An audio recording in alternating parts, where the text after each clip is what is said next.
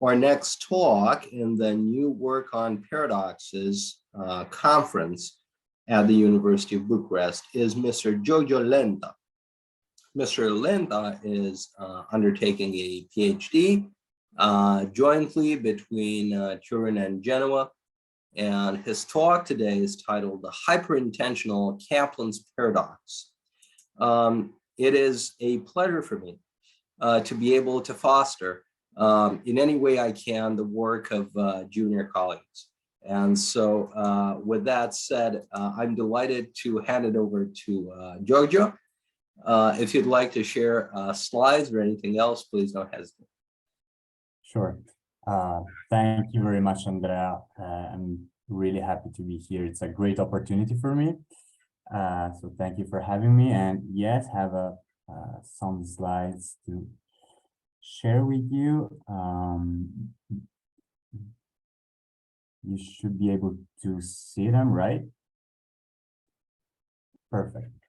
Okay, so I'm going to tell you the story of Kaplan's paradox. It's a story about how it has been solved, but also about how it came back from the dead. So I hope you're not afraid of zombies. However, as we will hopefully see, there is a happy ending to the story.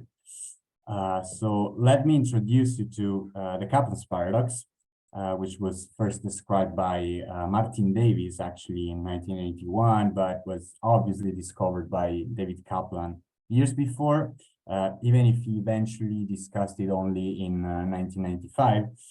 So the original paradox is the outcome of a recipe with three main ingredients.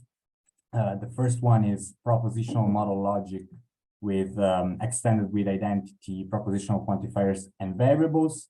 The second one is the view, according to which propositions are sets of possible words. And the third one is the so-called principle K. Now, for obvious reasons, I cannot delve into the technical details of the first 2 points, but as probably most of you already know, the first one is a classical and well-understood environment, and the second one is, or at least used to be, the mainstream view of propositions within the context of formal semantics. So let me briefly focus on the third point, which is the principle K. Here it is. It says that we have this property of propositions, Q, such that for every proposition P, it is possible that P and only P has the property Q. In other words, since we are working within a standard model framework and P and S are propositional variables, K says that for every proposition P, there is at least one word where P alone has Q, which may sound pretty intuitive depending on who you ask. So let's see a possible informal interpretation of K. Due to Lewis and Davis, they take Q to be the property of being thought by someone at time t. If we assign this meaning to Q, we have that K says that every proposition can be the only proposition that is thought by someone at a given time t. Now, keep in mind that this is just a possible informal reading to clarify a little bit, but we don't actually need an informal interpretation of Q and K for having the paradox. So what's wrong with K? According to Kaplan, it is a perfectly fine and even intuitive truth, so it should not be rejected on the basis of logic alone. However, it triggers this argument. Let me guide you through it really quick. Number one, there is set W of all possible words. This is just the basic assumption of the model framework. Number two, P is a proposition, is defined as being a subset of the set of all possible words. namely each subset of W is a proposition. This is that second, maybe less orthodox assumption, but it is a way to express the view that a proposition just is the set of possible words at which it is true. Then number 3 and 4 simply describe how the quantifiers and the modal operators behave. And number 5 is the principle K that we just described. Now, if we accept 1 to 5, we can conclude 6, which says that W is at least as big as its own power set. Namely, that there has to be at least as many words as propositions. Now, 6 has an obvious problem since it blatantly violates Cantor's theorem. And a quick way to show this is simply by assuming that the cardinality of W is n, then the cardinality of its power set will be 2 to the power of n. But if we accept 1 to 5, we have to conclude that the cardinality of W is at least 2 to the power of n, which contradicts our assumption. And I say that 1 to 5 entails 6 because in order for K to be true within this setting, so that each proposition uniquely has Q at some possible word, there must be a one-to-one correspondence between words and propositions. But this means that there must be a one-to-one correspondence between a set and its own power set, which we know it's impossible. Now, Kaplan's reaction to this paradoxical inference was that since we have no reason for claiming that logic itself should refute K, we should give up on the idea that we can quantify unrestrictedly over propositions. And he also proposes a ramified account of propositions that I'm not going to describe now. But the point is that Kaplan's proposal obviously amounts to deny at least premise 4 of the argument. Now, this might be a solution, but the important thing to stress out here is that despite Kaplan's intuitions and worries, logic itself actually does refute K. And we know this because a number of authors independently proved that within the same framework described by Kaplan, this other principle, NK, which says that there is at least a proposition that necessarily does not uniquely instantiate a property Q. Now, since NK is equivalent to the negation of K, the paradox can actually be solved by directly denying premise 5, namely the principle K. So far, so good. Standard possible word semantics is fine, and we can keep on identifying propositions with sets of possible words. However, this picture of propositions has other problems, and the main one is probably the fact that it is not hyperintensional. Namely, standard possible word semantics collapses the distinction between necessarily equivalents. And that's because it identifies necessary truths with the set of all possible words and impossibilities, namely necessary falsehoods, with the empty set.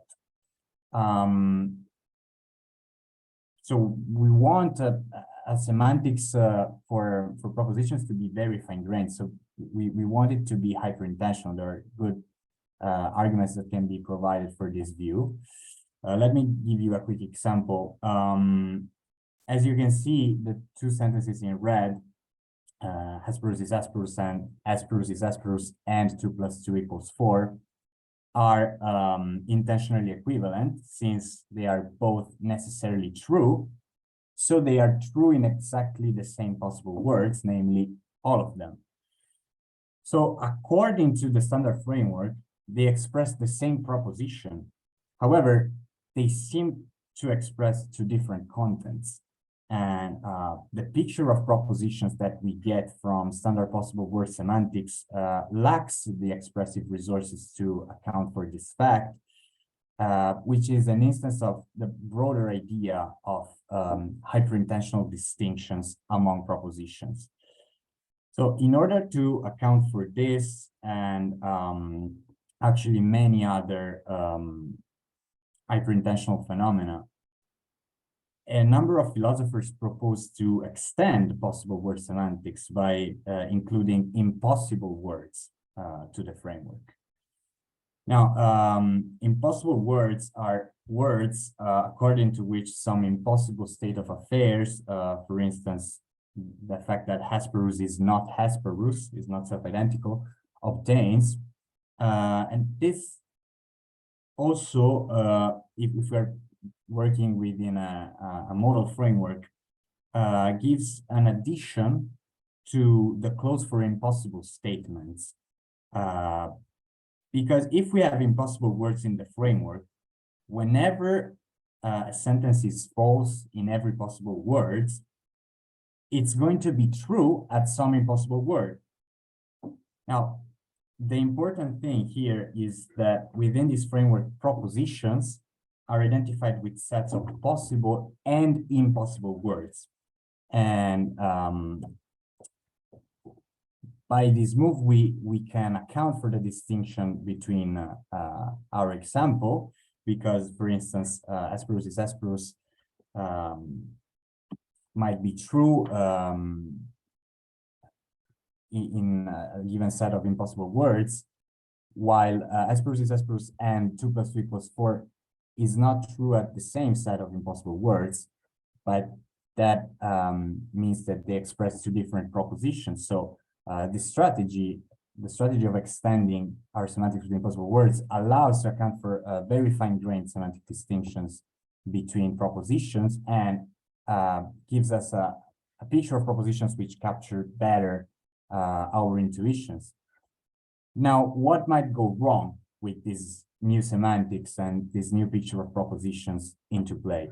Well, as it has been noticed by Yagisawa, even if it is impossible for every proposition to uniquely instantiate a property Q, as it's been established by proving NK, it seems reasonable to accept Y, this principle. I know that the formula might look a bit scary, but if you look hard enough, you realize that it simply says that a given fact about propositions is either possible or impossible, which it seems rather innocuous.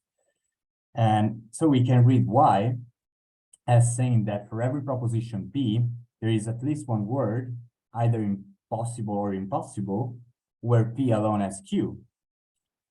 Namely, it says the same that the principal case said in the original setup, with the only difference that here we have both possible and impossible words in the framework.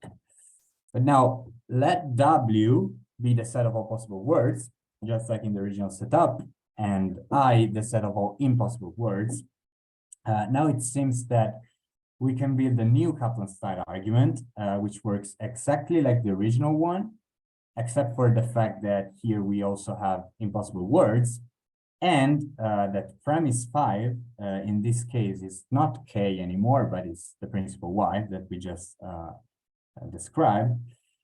But as you can see, we have again that in this case, there has to be at least as many words as propositions again, but this again violates Cantor's theorem. However, in this case, we cannot appeal to the validity of NK or to the alleged impossibility of the property Q in order to avoid the paradox. So this represents a serious challenge for impossible word semantics and its corresponding feature of propositions. Now, the first explicit attempt to find a solution builds upon a remark made by Yagisawa, according to which the collection of all propositions is not a set, So we should not suppose any cardinality of such collection. And this amounts to deny at least premise for I.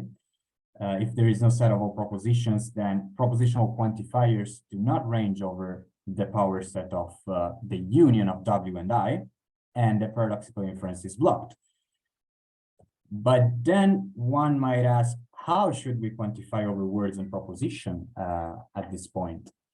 An option that here I just want to briefly mention might be that of quantifying over pluralities of words and propositions instead of over sets. So we should start with a plurality of possible and impossible words, and each subplurality, in this case, will represent a proposition. The plurality of all such subpluralities will in turn form a superplurality over which the propositional quantifiers will range. Well, it turns out that this idea simply shifts the problem, since we know that there is an equivalent of Cantor's theorem for pluralities, which has been proved by Florio and Linnebo, according to which for any plurality with two or more members, its subpluralities are strictly more numerous than its members. So since the only scenario in which this does not violate Cantor's theorem is the scenario in which we have less than two words in the framework, this obviously does not seem a viable solution. So another approach could be that of giving up on words instead of giving up on sets.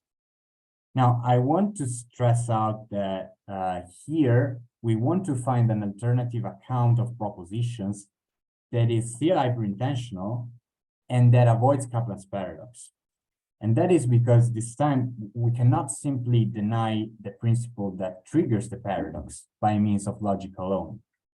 So it seems that we need a different framework that validates the principle, but does not require impossible words. In particular, we want the clause for impossible statements to be classical. But we just cannot have that in impossible word semantics, because as we saw, if impossible words are introduced for tracking hyperintensional distinctions, for any given impossibility, we will have some word at which such impossibility is true, and this is captured by the clause for impossible statements. So we might choose to follow people like Keith Fine and Mark Jago and take propositions to be truth maker conditions instead of truth conditions with possible and impossible words.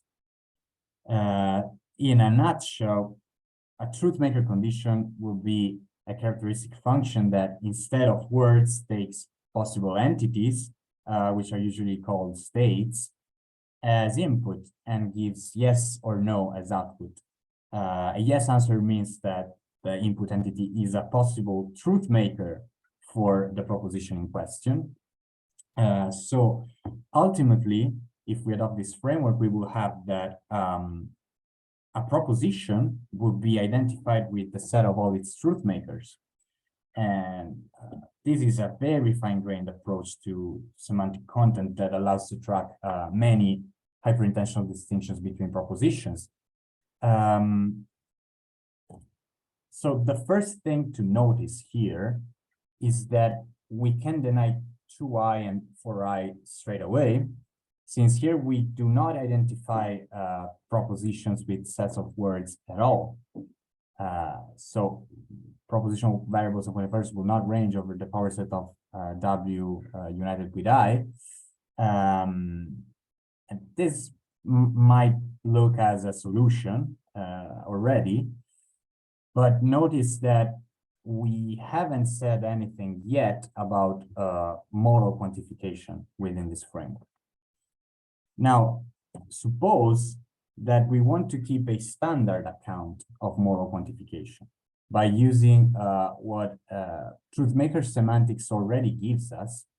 Namely, we can choose to build words out of truth makers. For instance, suppose that we define words as maximal truth makers, where a maximal truth maker is a state such that for every atomic proposition P, either the state verifies P or its negation or both. Notice that here we're not assuming that maximal truth makers should be maximally consistent. Namely, we're not speaking of possible words. Here we are using a broader notion of word that allows also for maximal inconsistent truth makers, because we might want to represent impossible words as well within our new semantics. But notice that if we keep impossible words in this semantics, then we face this, namely the truth maker version of Kaplan's paradox.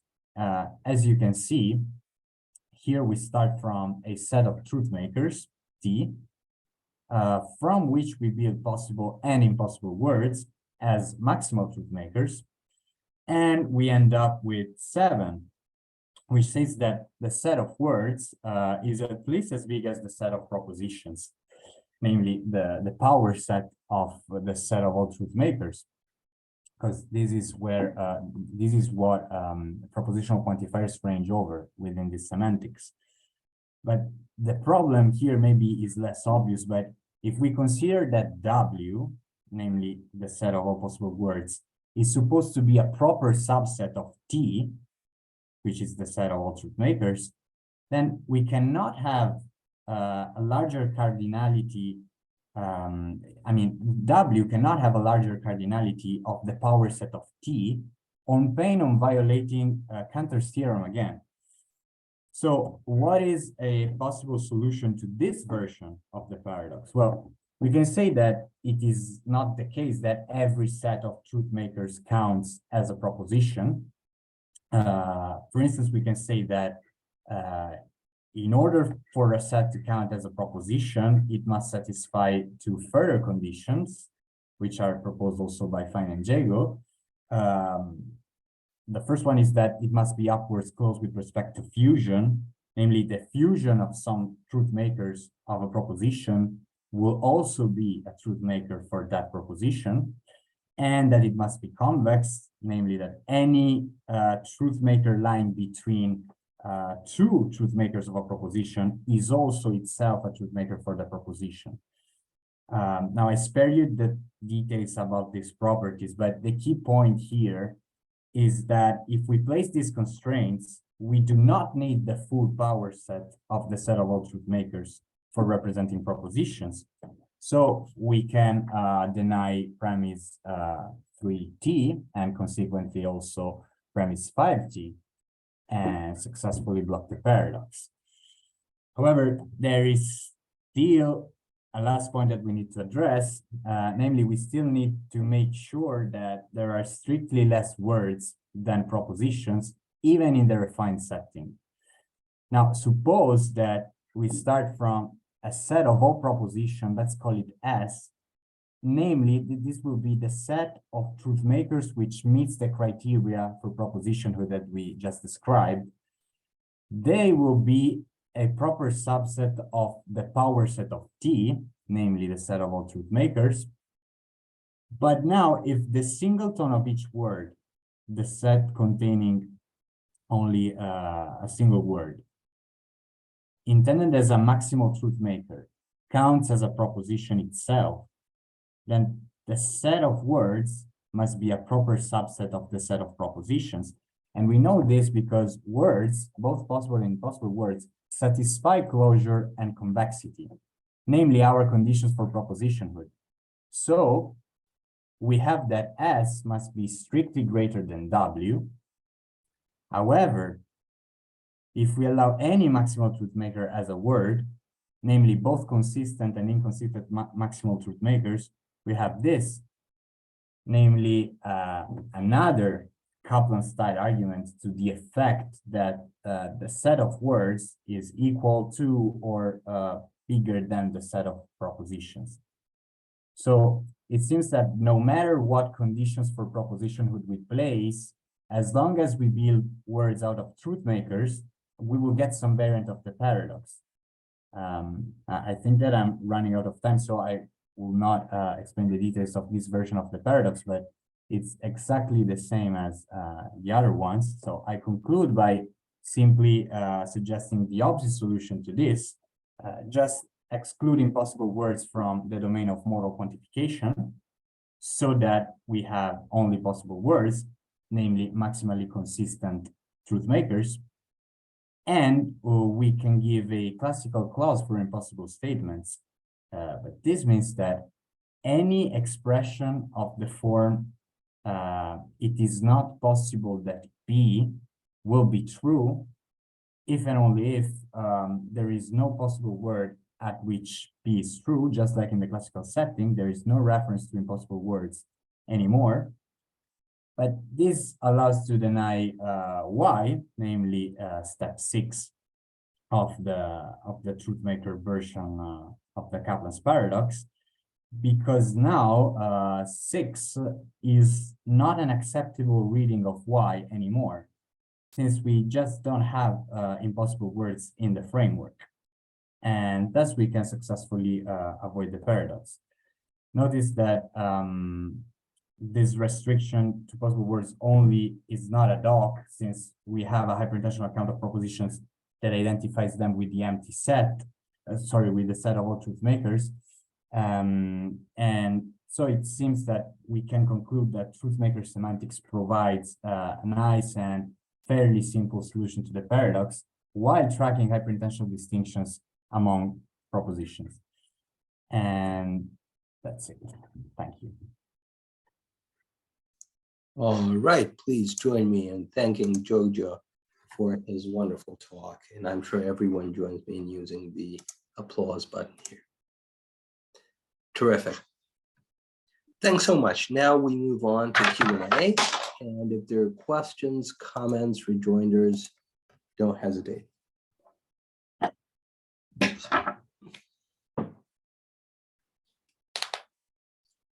So if I may, let me once again break the ice as I would by asking you if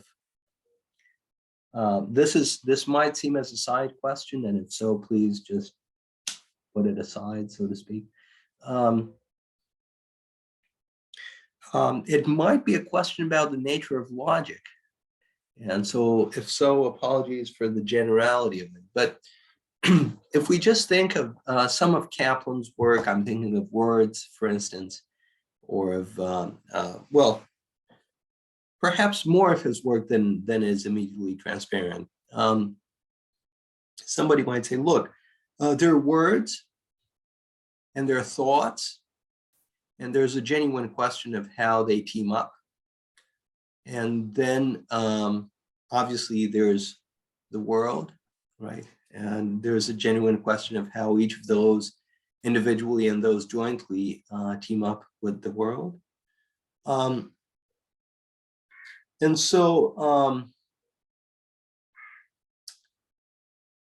one would be hard pressed, it would seem, just from a general methodological standpoint, to advance criteria for how those should tally up with each other. You're right, of course, to think of Cantor and of Cantor's theorem and of related results. And those might perhaps, you know, I think there's an important issue of how exactly those results should be interpreted, philosophically speaking. So for instance, whether one perhaps innocuous interpretation of that might be seeing one version of Cantor's result as pertaining to the relationship between expressibility in language and expressibility in thoughts, but it's still expressibility, right? So it's not immediately obvious to me exactly what the upshot is, and it seems to me as though there's a kind of in-between step there that needs making explicit. to the effect that if we're to deem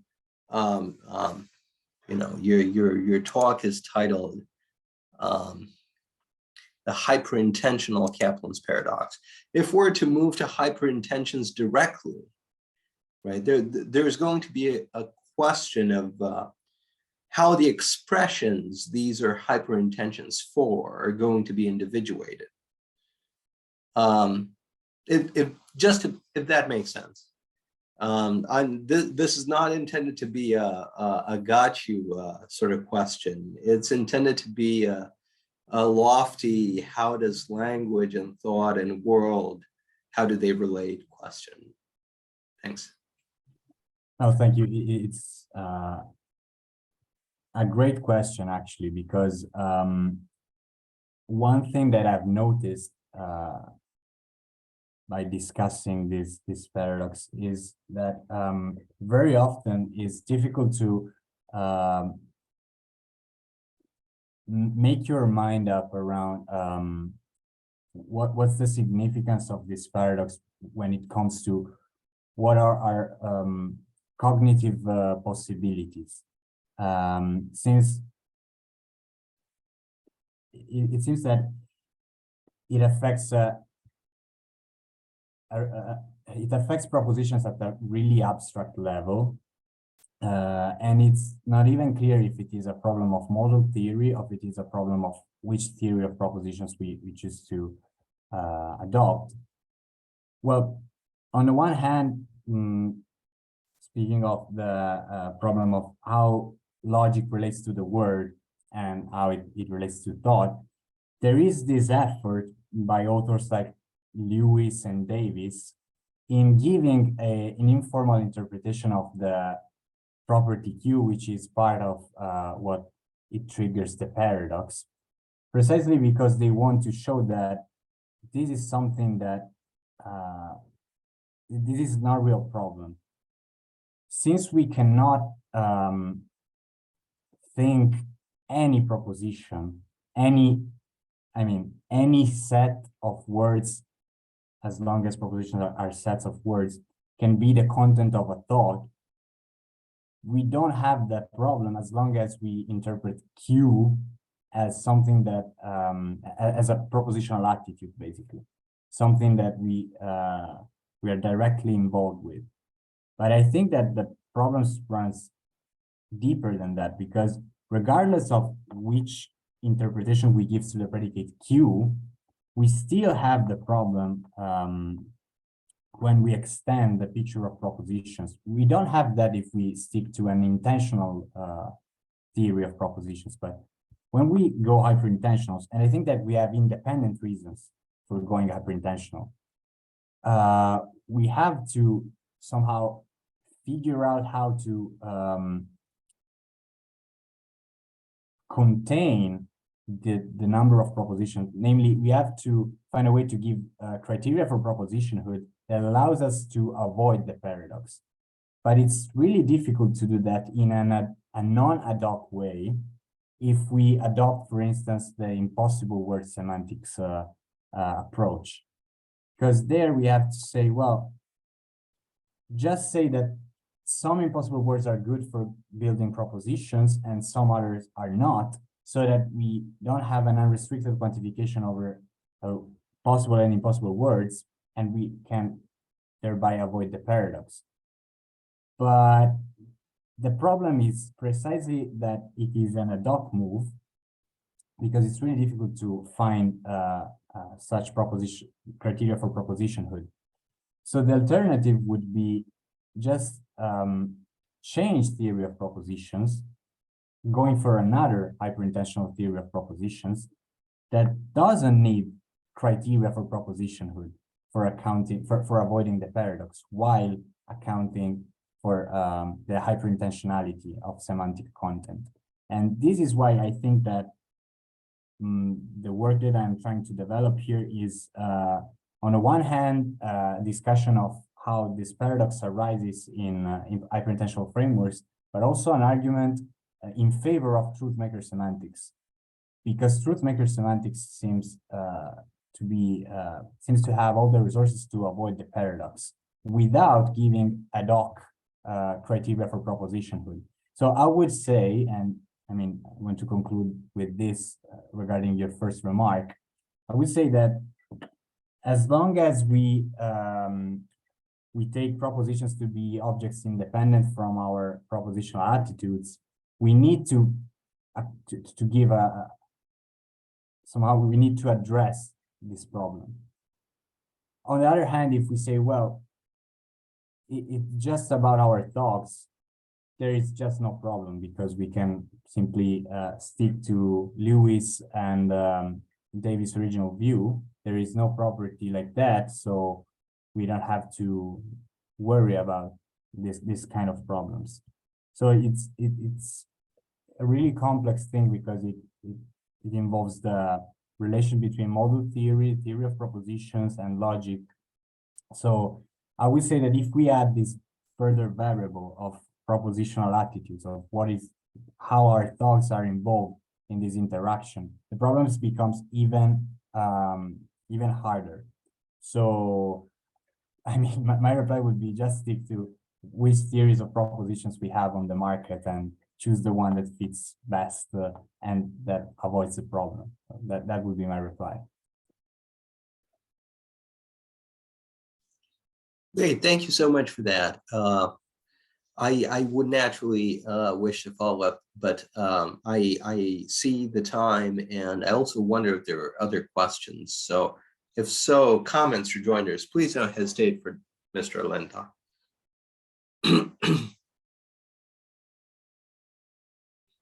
And if not, and if Kevin agrees, we might spill over just a minute or so. Kevin, is that okay? Would that? Great. Thanks so much. So if we think about the nature of propositions, right, the nature of the contents to be thought of, right, or the nature of things that make reports of them true, so to speak, or there's so many functions that propositions fulfill. And to the extent that propositions exist, right, to the extent that there's this unique type of entity that meets all of these heterogeneous demands. And so naturally the question is, you wish to consider the nature of propositions. It's a deeply metaphysical issue through the lens of this hyperintensional framework. Right. In principle, nothing should stop you from considering a hyperintensional framework or considering other approaches. Nothing should stop you from considering the nature of propositions. How should I put it? Formal semantics aside.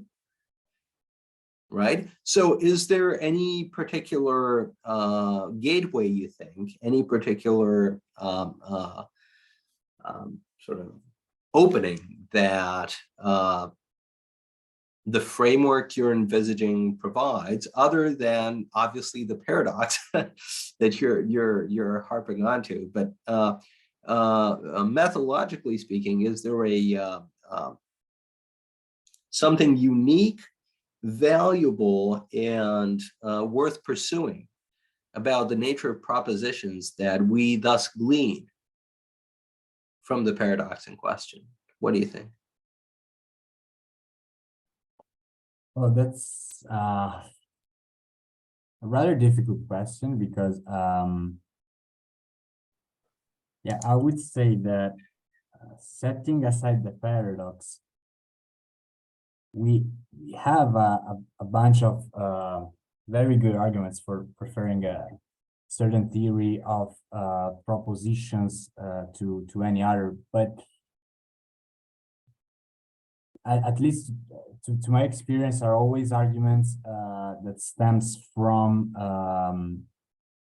either the interaction with propositional attitudes, so our the cognitive side of the role that propositions fulfill.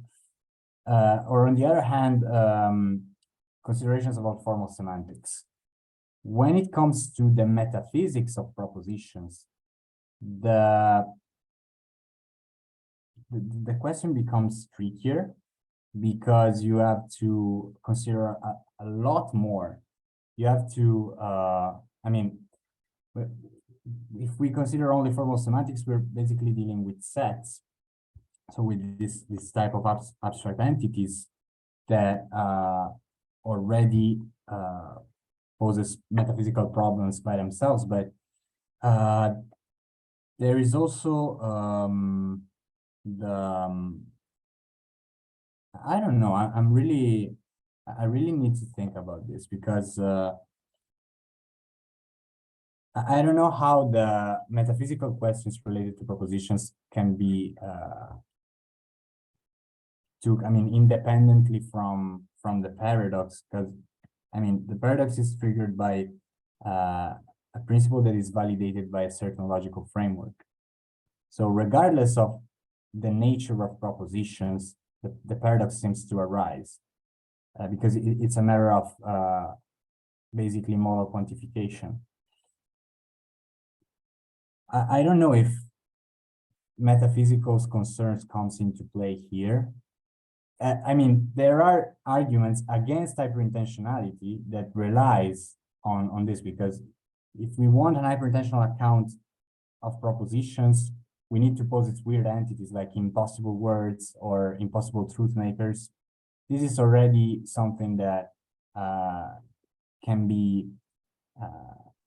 Well, let me just sort of flag that I don't think that's necessary. But yeah. You mean you don't think that for having a hyperintensional account of propositions, we need some sort of weird entity? Well, we also have need impossible words. That's correct. I don't think we need that. Mm-hmm.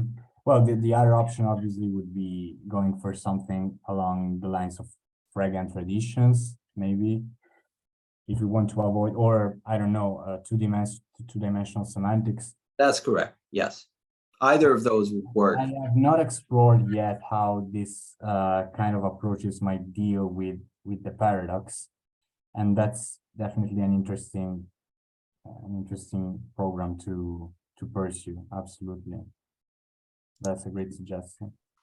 Great. Thanks so much for the answer. And if there are other comments, questions, rejoinders?